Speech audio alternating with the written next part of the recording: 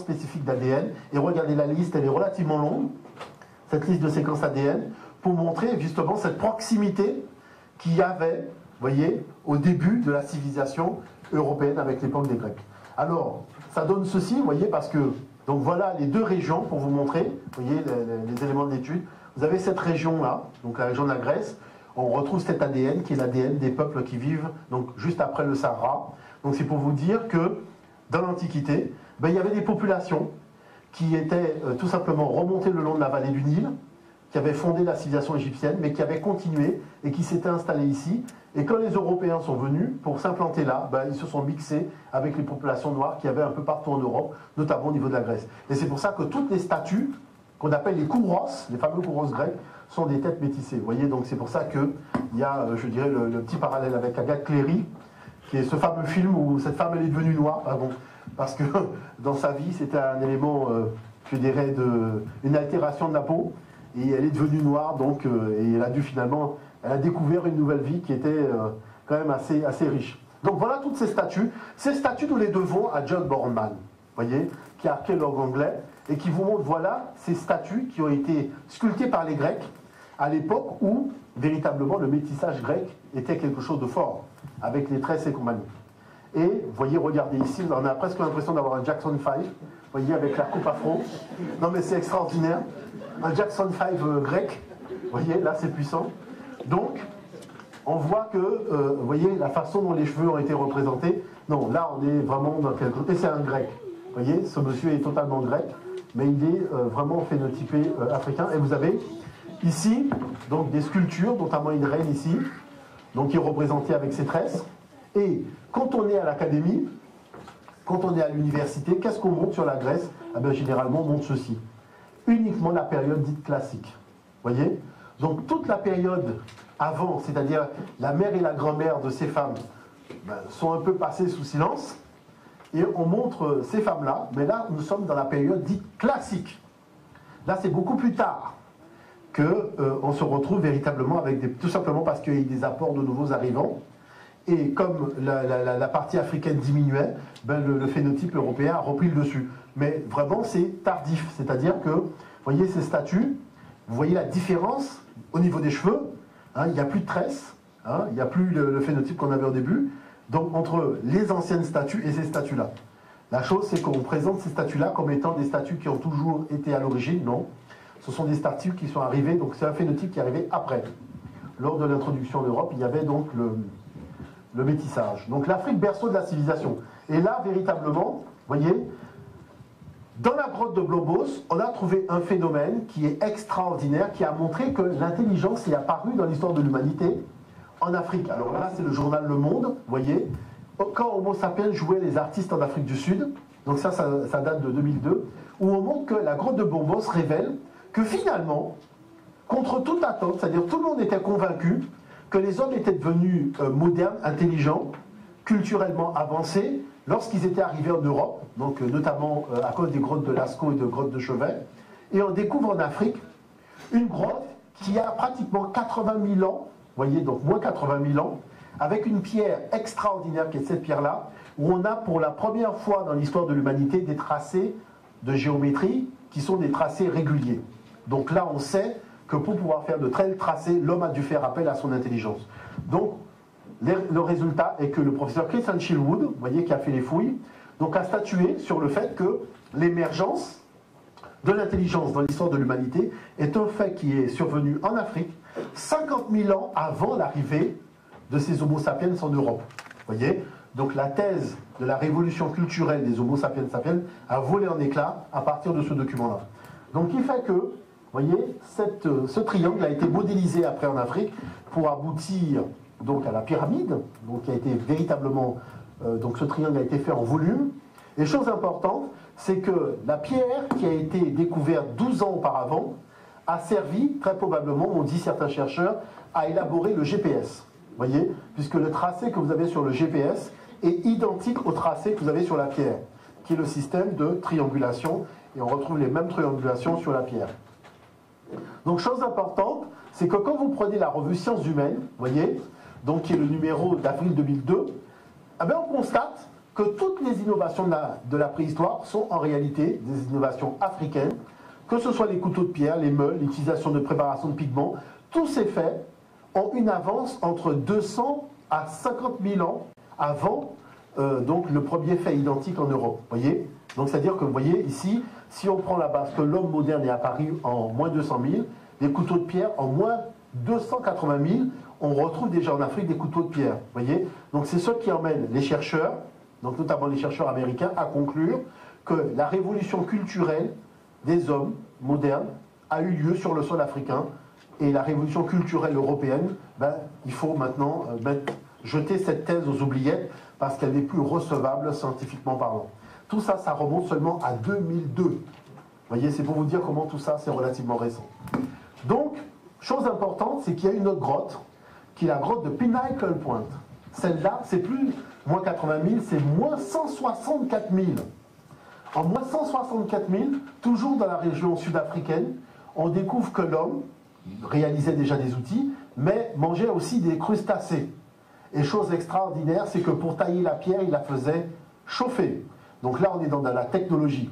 Parce que jusqu'à présent, on pensait qu'il prenait une pierre et il la taillait automatiquement. Ah ben non, les chercheurs ont démontré que en fait, la pierre était d'abord chauffée et ensuite taillée, parce que quand elle était tiède, eh ben, la taille était beaucoup plus facile. Vous voyez? Donc là, on est dans quelque chose d'extraordinaire. Là, c'est vraiment extraordinaire. Quand on fait de la recherche, vous voyez, quand on voit des choses comme ça, et qu'on a l'occasion de se rencontrer dans des congrès internationaux de scientifiques, on est vraiment sur un nuage, parce qu'on se dit, mais des choses comme ça, on n'aurait jamais pu imaginer qu'on aurait pu trouver des choses qui montrent que l'homme a été aussi avancé au niveau intellectuel dans sa réflexion à une date aussi lointaine. C'est-à-dire nous sommes en moins 164 000, avec une date qui montre que l'homme est apparu en moins, dans 195 000.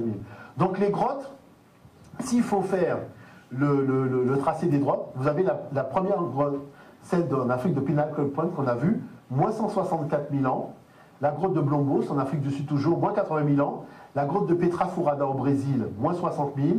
En Namibie, grotte Apollo 11, moins 50 000. Et la grotte de Lascaux, grotte de Chauvet, moins 14 000, moins 15 000. Alors pourquoi? Parce qu'il y a un professeur américain, Paul Petit, qui a démontré que les grottes ne dataient pas de moins 30 000, mais dataient de moins 15 000. Et le gouvernement français a fait des vérifications et ils ont vu qu'effectivement, ce professeur avait raison. Donc maintenant, les dates ont été remises à moins 15 000 pour les deux grottes, puisqu'avant c'était à moins 30 000.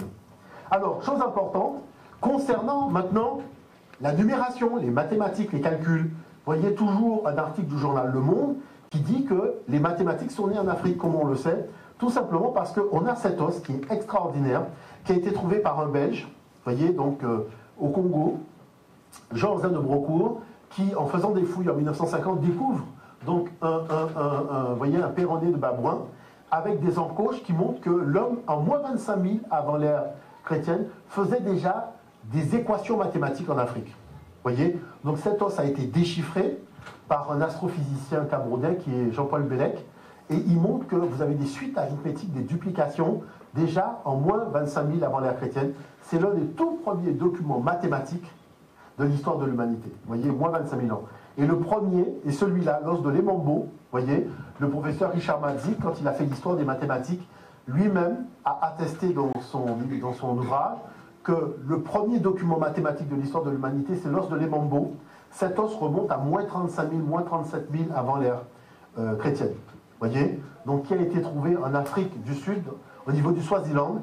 Et c'est le plus ancien, vous voyez, lui-même le dit, le plus ancien témoignage de calcul numérique de l'histoire de l'humanité, c'est cet os de Lemambo. Donc vous voyez que quand on discute de l'intelligence africaine, il y a des faits précis qui montrent qu'il y a eu une précocité de la réflexion. Ben, c'est normal, puisque cet homme est né il y a très longtemps, donc il a eu le temps, largement le temps, d'étudier la nature et d'en découvrir des lois.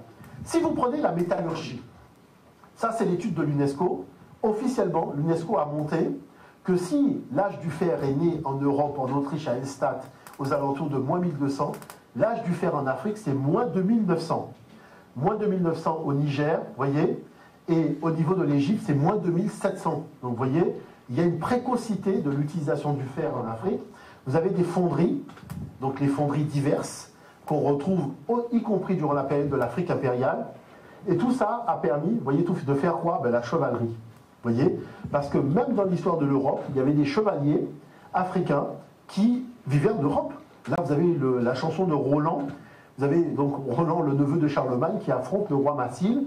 Et cette scène se déroule dans la forêt de Roncevaux, au sud de la France. Vous voyez? Vous avez aussi donc, les chevaliers, ici du royaume Mossi, ça c'est au Burkina Faso.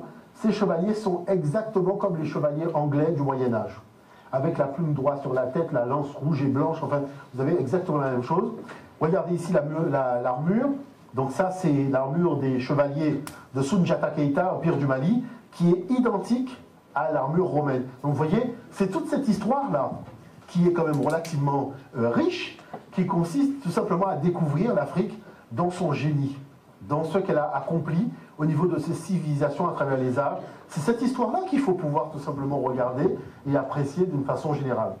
Alors voilà, là c'est la Belgique qui a fait reconstituer donc un haut fourneau, et les gens ont refait le fer comme ils faisaient le fer donc, durant l'époque impériale. Donc les épées, les armures et compagnie.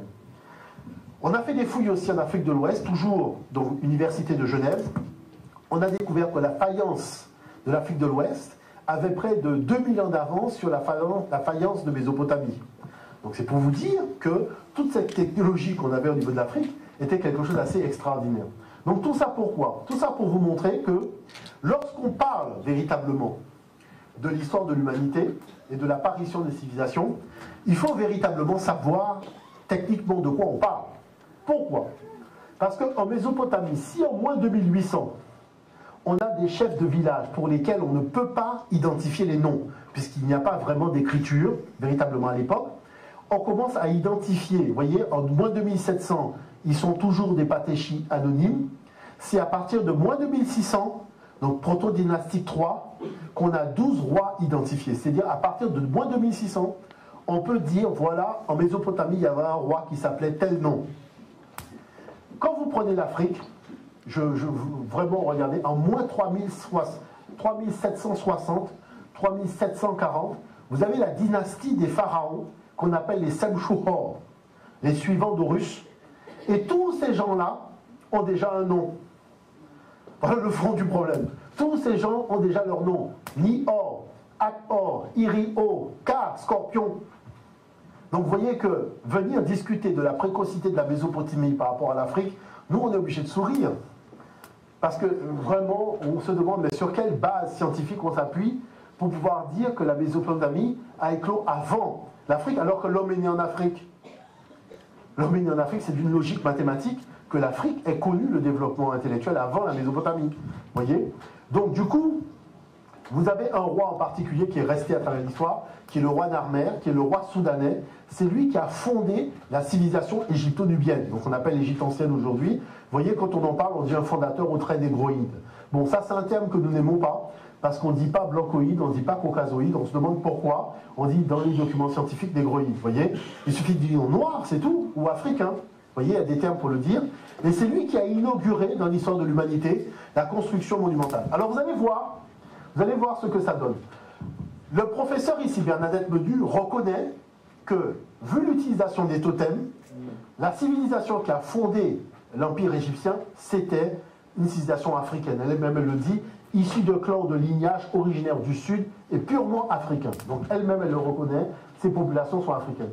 Et elle dit, à cause du totémisme, parce que ce totémisme, on le retrouve partout en Afrique. C'est-à-dire, on prend un animal qui devient le totem donc du village, le totem de la ville, le totem du clan. L'hippopotame ici, l'aigle, vous voyez.